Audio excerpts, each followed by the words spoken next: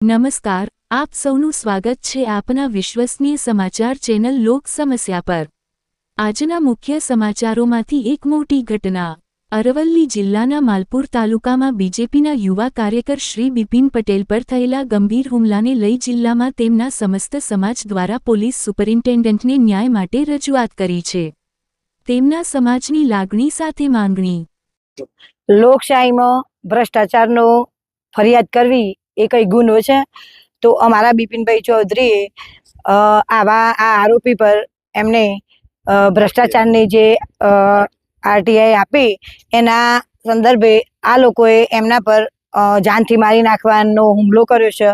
આ પહેલાં પણ એમને એક વખત એમનો પર સ્કોર્પિયો નાખી અને મારી નાખવાનો હુમલો કરેલો હતો, પણ એમની ફરિયાદ પણ આપેલી હતી।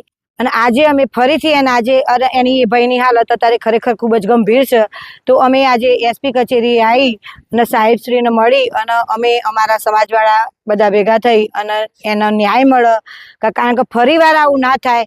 અને જો આ રીતે જો આરોપીને જો છૂટો દોર મળી જશે તો આજે બિપિનભાઈ જોડે થયું છે, કાલે બીજા કોઈ વ્યક્તિ જોડે થશે, તો આ આરોપીઓને યોગ્ય સજા થાય અને એમનો માલપુરની અંદર વરઘોડો નીકળે એવું અમારા બધા સમાજની માંગણી છે।